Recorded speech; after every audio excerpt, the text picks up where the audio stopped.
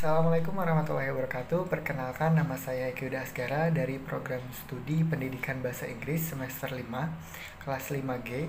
Nah, di sini saya akan menjelaskan tentang pendidikan sebagai proses sosialisasi. Nah, sebelum kita ke materi inti, kita kupas dulu latar belakang. Manusia adalah makhluk individu dan juga sebagai makhluk sosial. Nah, di mana manusia ini membutuhkan satu dengan yang lainnya. Nah, sedangkan dalam segi agama, manusia memiliki dua sisi hubungan erat. Yang pertama itu ada hubungan vertikal dan yang kedua adalah hubungan horizontal. Hubungan vertikal ini adalah hubungan ke sang pencipta, yaitu hubungannya ke atas langsung ke sang pencipta atau Allah Subhanahu wa taala. Dan hubungan yang horizontal, nah itu baru hubungan dengan manusia atau hablum minan nas. Nah, dengan kata lain, nah ini yang dimaksud dengan sosialisasi. Nah, sosialisasi ini merupakan suatu hal yang penting bagi keberlangsungan hidup antar sesama manusia, karena adanya sosialisasi akan membawa manfaat baik bagi manusia itu sendiri ataupun bagi lingkungannya gitu, di tempat ia tinggal atau bermasyarakat. Nah, sehingga kemungkinan akan terjadi saling toleran, saling menjaga, dan saling melindungi. Nah, saya juga mengutip dari Brown Faisal pada tahun 1990, yaitu mengatakan bahwa educational sociology, yaitu tertarik pada pengaruh lingkungan budaya yang merupakan pengalaman yang membentuk diri seseorang dari pendidikannya gitu. Nah, terutama ini untuk mengetahui bagaimana manipulasi proses pendidikan untuk mencapai perkembangan kepribadian yang lebih baik. Nah, kemudian apa sih rumusan masalah yang akan kita bahas? Yang pertama tuh apa yang dimaksud dengan pendidikan dan sosialisasi. Nah, yang kedua bagaimana proses sosialisasi pendidikan, dan yang ketiga siapa saja agen dari sosialisasi pendidikan ini, dan yang terakhir apa peran pendidikan dalam proses sosialisasi. Nah, masuk ke pembahasan, bahwasannya pendidikan yang kita kenal adalah usaha sadar dan terencana yang mewujudkan suasana belajar dan proses pembelajaran agar peserta didik secara aktif mengembangkan potensi dirinya, memiliki kekuatan spiritual keagamaan, pengendalian diri, kepribadian, dan kecerdasan, dan juga akhlak mulia. Nah, ini sangat diperlukan untuk dirinya sendiri, masyarakat, bangsa, negara, dan juga agamanya. Nah, kemudian saya menggagas buku dari pendidikan yang dari Mukhlas Sahrani, bahwasannya semua perbuatan dan usaha dari generasi untuk mengalihkan pengetahuan, pengalaman, kecakapan, serta usaha untuk menyiapkan agar memenuhi fungsi hidupnya merupakan tanggung jawab untuk dalam setiap orang, dari tanggung jawab sepenuhnya gitu. Nah, bagi generasi muda ada 3 pilar yang penting yang diketahui ya proses pendidikan. Ketiga pilar ini sangat penting. Yang pertama apa sih pilar-pilarnya? Nah, ini merupakan agen-agen dari proses sosial di pilar-pilar ini. Ya, yang pertama itu adalah pengetahuan, pengalaman, kedua adalah pengalaman, yang ketiga adalah kecakapan dan keterampilan. Nah, kita masuk ke pengertian apa itu sosialisasi. Ya, sosialisasi itu banyak disampaikan oleh para ahli, ya, yaitu kita ambil contoh seperti Nasution pada tahun 1999. Beliau mengatakan bahwa proses sosialisasi adalah proses membimbing individu ke dalam dunia sosial. Ya. Nah, pendapat ini juga sama dengan Gunawan, yaitu sosialisasi dalam arti sempit merupakan proses bayi atau anak menempatkan dirinya dalam cara atau ragam budaya masyarakat atau tuntunan-tuntunan sosiokultural keluarga atau kelompok-kelompok lainnya. Nah, selanjutnya itu ada proses sosialisasi pendidikan. Nah, setiap kelompok masyarakat mempunyai standar dan nilai yang berbeda. Nah, baik sosialisasi formal maupun sosialisasi informal tetap mengarah pada pertumbuhan pribadi anak agar sesuai dengan norma dan aturan yang berlaku gitu. Nah, di lingkungan seperti formal misalnya di sekolah, ya kan, seseorang siswa bergaul dengan temannya di sekolah, berinteraksi dengan temannya di sekolah, nah maupun berinteraksi dengan gurunya di sekolah. Dalam interaksi tersebut, ia mengalami proses sosialisasi. Nah, dengan adanya proses sosialisasi pendidikan tersebut, siswa akan disadarkan tentang peranan apa yang harus mereka lakukan gitu dalam proses sosialisasi itu. Nah, meskipun proses sosialisasi dipisahkan secara formal maupun informal, namun hasilnya sangat sulit dipisahkan. Nah, karena individu biasanya mendapat sosialisasi formal dan informal sekaligus gitu ya. Nah, menurut George dalam Wahyudin bukunya Wahyu Ditomo 2006 itu berpendapat bahwa seseorang melakukan sosialisasi itu dilalui atau dapat dibedakan melalui beberapa tahap. Nah, tahap yang pertama yaitu tahap persiapan atau preparatory stage. Nah, dalam tahap ini dialami sejak manusia dilahirkan.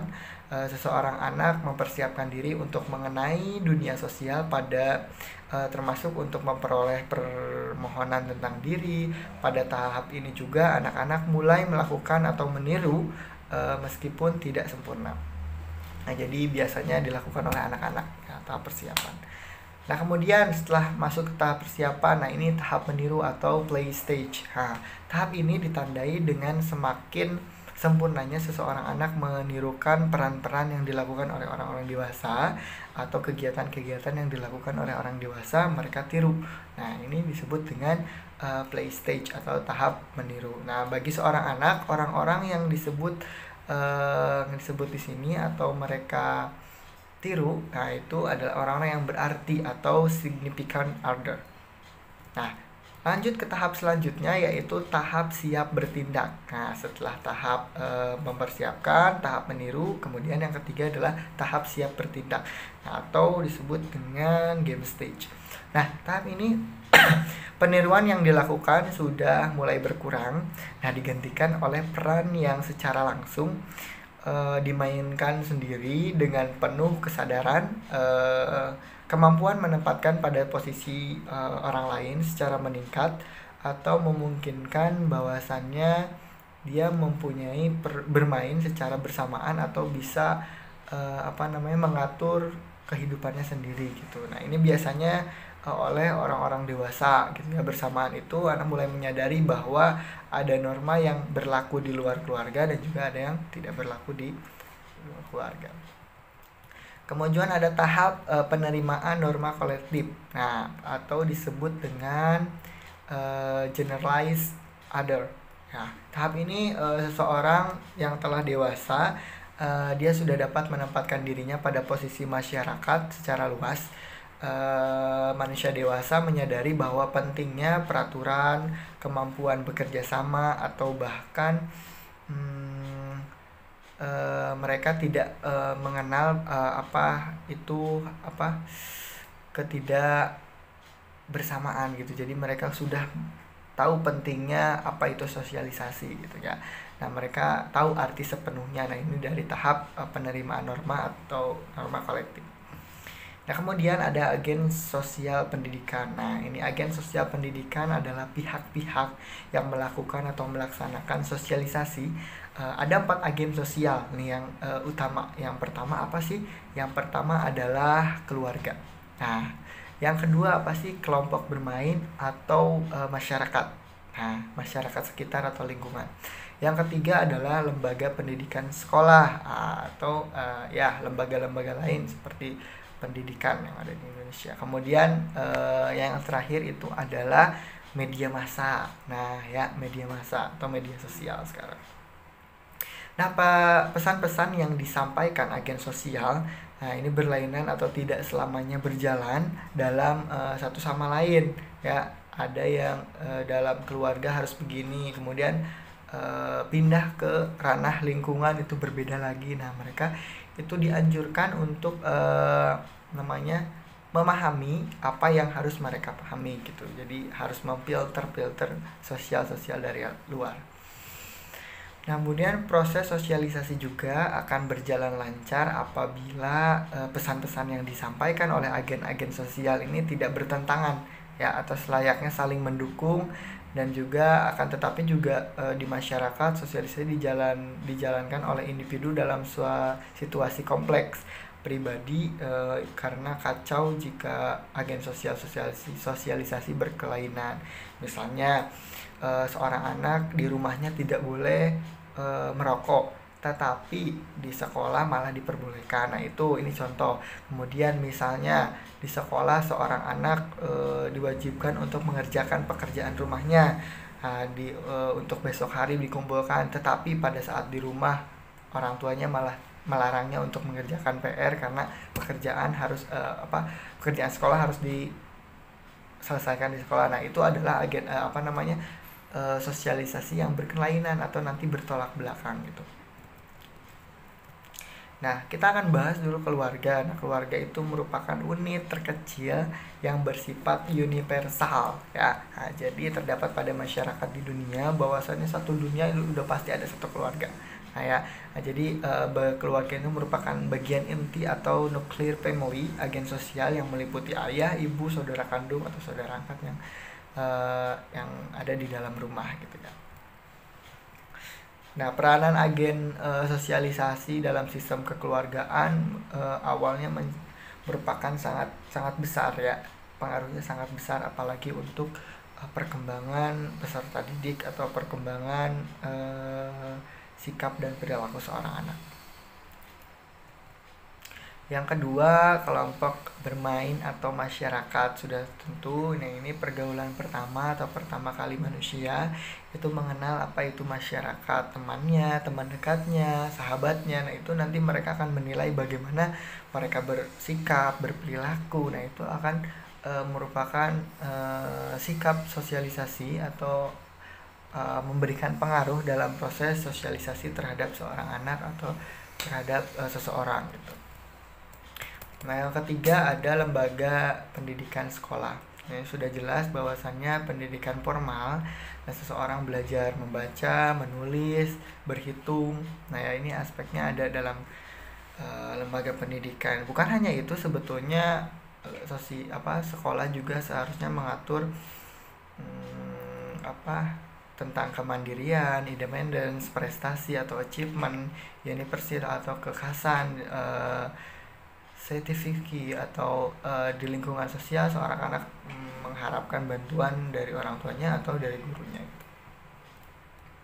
Nah, kemudian media massa. Nah, media massa ini berpengaruh atau media sosial berpengaruh sangat besar, apalagi sekarang di zaman era global ini kita mendapat informasi begitu cepat, secepat kilat. Nah, ini agen-agen ini harus kita filter bahwasannya ada isu-isu hoax atau enggak berita-berita palsu. Nah, itu harus kita filter. Nah, bagaimana seorang anak membaca situasi dari media massa juga atau media sosial juga, bagaimana mereka berperilaku.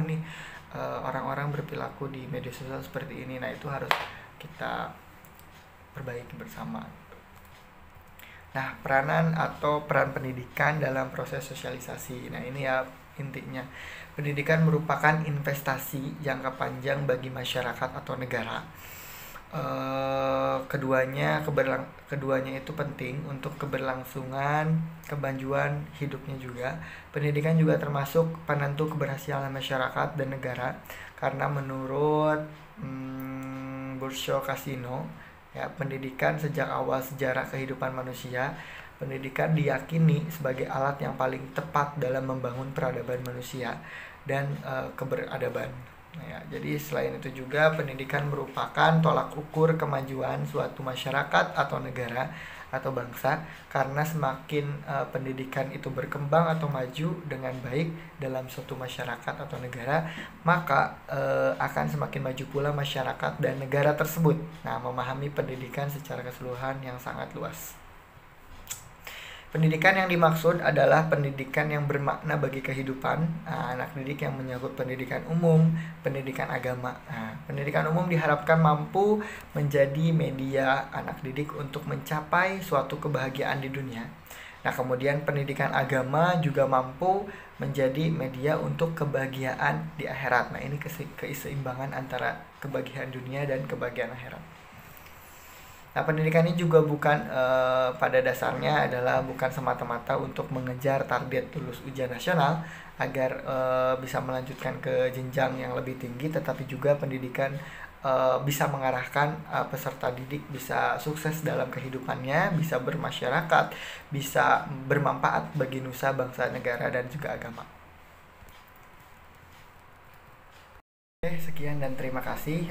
Terima kasih atas perhatiannya dan juga terima kasih sudah menonton. Mohon maaf bila ada kesalahan. Assalamualaikum warahmatullahi wabarakatuh.